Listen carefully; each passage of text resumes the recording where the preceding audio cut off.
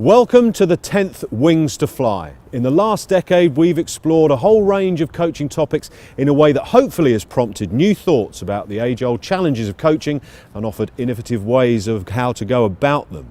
Well, Cook, Strauss, Ponting, Hayden, Langer, Callas, Amlar, all set up slightly differently, but at the point of execution, if you look at their strokes, they'll all be very similar and they'll all be able to handle something coming at them at around 90 miles an hour. Magnificent bouncer and brilliantly played by Strauss. He can smile now, but for a moment his heart would have been in his mouth as that ball zeroed in, but he played it magnificently. in the first of our practical sessions designed to let you see coaches in action, we head to Canterbury for some coaching with a Caribbean flavour. Former West Indies batsman, captain, left-arm spinner, wicket-keeper and all-round good bloke Jimmy Adams works with two Kent Academy players on the sweep shot.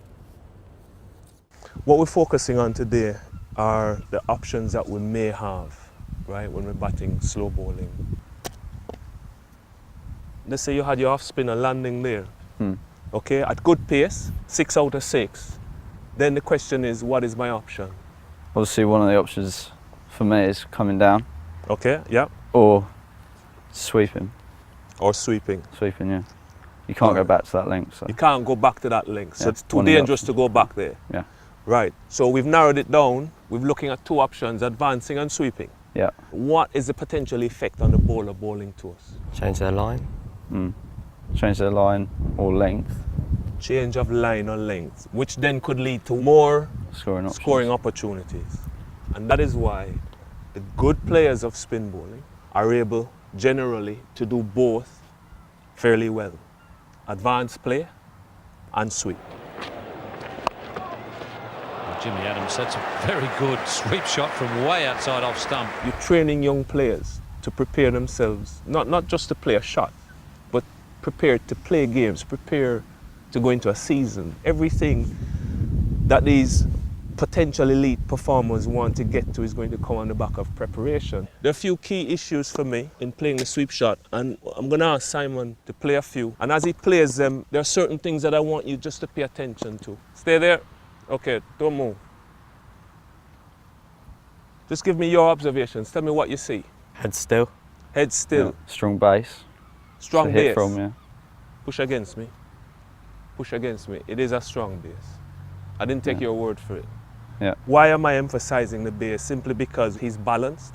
Yeah. After hitting the shot, he hasn't fallen over. What's the direction of the base? Forward down the wicket. Straight Forward down the wicket. Where's his head in relation to his front knee? Over the front knee. Just in front. Just in front. Okay. So we're trying to generate some power through the shot. Tell me what you notice about the hands and the arms going through the shot.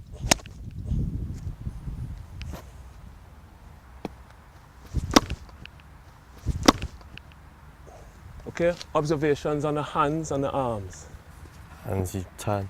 Hands turn, roll the wrist. Which means what? You keep the ball on the floor. Keeping it on the floor. Arms. Extended arms. Extended arms when? When you hit the ball, contact with the ball. Okay. At the lower levels, in terms of like junior cricket and all the rest, when I think it's critical to get certain types of information in, you generally don't have your best coaches. Everybody says your best coaches are with your national teams and your first class teams and all the rest of it. When in fact, I think there is a cry from a much younger age for information to do with the mental side of the game that a lot of the coaches there are just genuinely not aware of. So if you're to say, well, how are you going to incorporate this into your program?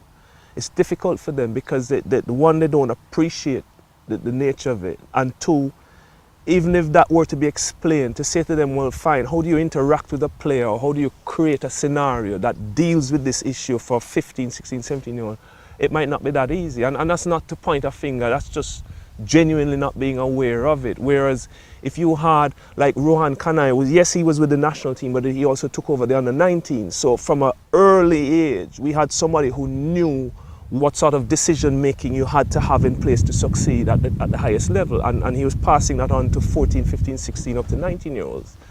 And I don't think it was any surprise that we produced a generation or two in that period that became very successful in Caribbean cricket on the back of having that knowledge so early. Most coaches would try and stick to the manual. They do try and teach you the basics. I think it's key to know the basics first, to be honest. But then obviously you have to be free within your own to know your game, and then you develop like that. 4 points. Head into the ball, set the base, roll the wrist, full extension and contact. We're going to start with the base set, and from that position you're going to be fed low full tosses, and the first issue is going to make sure that you have the head going into the shot, backswing, full extension, and let's really see you power that ball into the net. That's better. Ready?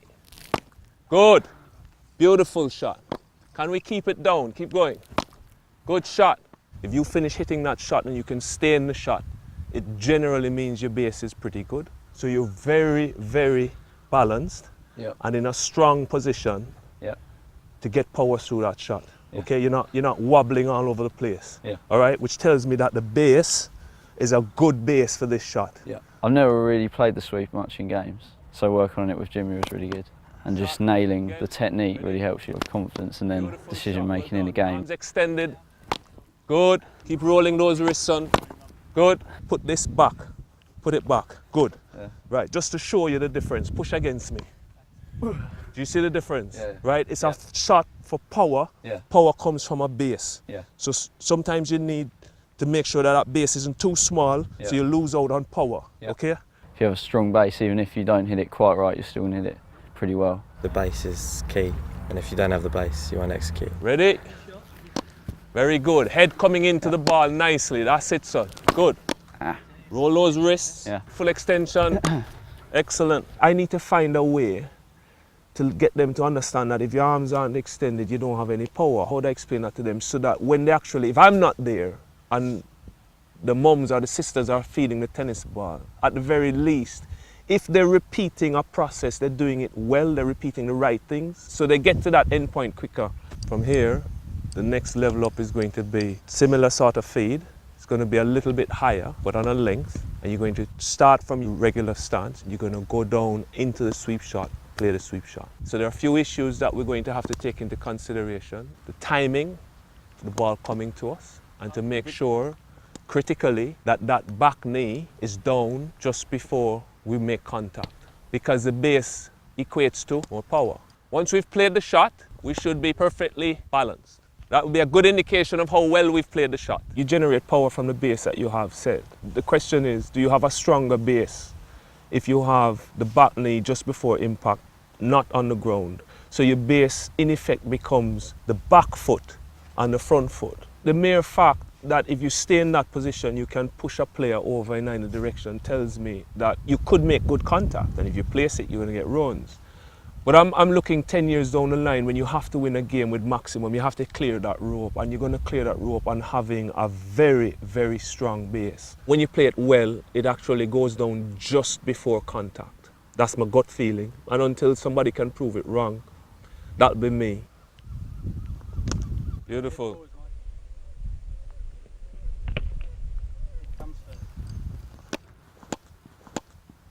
Excellent, well done. Full extension of the arms there. Well done, Ryan. Well done. Excellent, well done. That head coming straight into it. Beautiful. We're going to do one round each where we're going to move away now from tennis balls. We're going to use slightly harder balls that bounce a little bit differently. You work out the bounce, but let's keep the same process and the same key points. Let's keep working them and working them well. Shot. Good control, well done. High to low. Shot. Good shot to finish, well done. There are some people who believe in not dropping that back knee. We've worked on that before with Wilco. I have anyway because of my height, because I'm taller. So if I go down, then my head goes back. So you can kind of tinker with certain techniques. If it gets to the point where they do it well, what you're going to find as batsmen, if the decision then becomes that I'm going to play it with the back knee just off the ground before contact, they won't have any problems making that adjustment.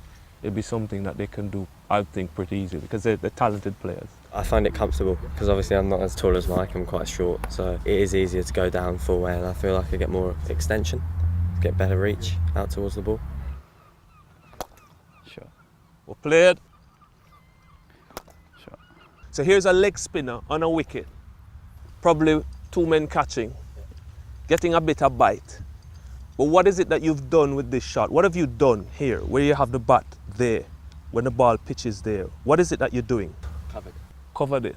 An Ajmal who's spinning it both ways, and I've never batted against Ajmal before, and he's spinning it both ways, and okay, well, I reckon length, turning anyway, we did the sweep shot, and I'm good at it. If I sweep and I cover this ball, it doesn't matter where it turns, I get runs. It might not work, but at least they have a starting point. Something in the past where they had a progression towards a desired outcome. So, you've both hit sweep shots on varying lines.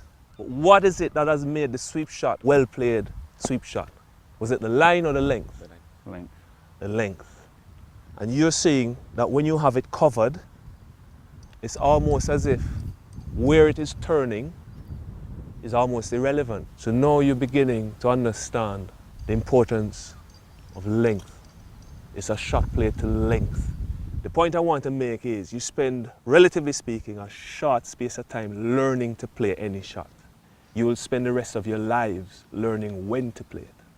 Because the big issue from here is not, can I sweep?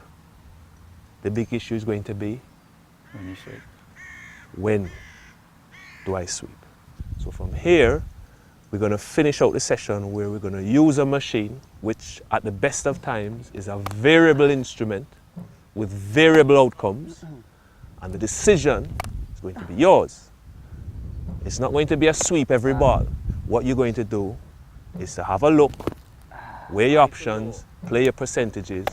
What I would say is that Simon and myself will set a field. We have a ring on the offside, a ring around to mid-wicket, and then nothing to far the five. Decision-making time. Played, son. So the decision is, have I got the length? And then the technical side is, can I play it well enough under a little bit of pressure? Because the decision making adds a little bit of pressure to it. Don't move, don't move, don't move. Excellent base. Excellent base. So the first half of that, well done. Yeah. Good selection. That is the length to sweep. You had the base, your head was coming in, you missed it, but first of all, the selection was right. That is the length to sweep. Shot. Brilliant.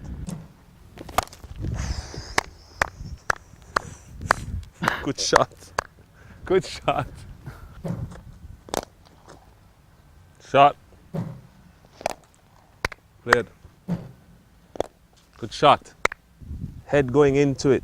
Good. Shot. Beautiful shot, son. You go home thinking, when you're in the next game, you think, right, what did I do there? Let's see if you can mirror that. Excellent position. Good rolling of the wrist. The good coaches just get that timing right of when to intervene and when not to. And I'll certainly hold my hand up and say I'm still a work in progress.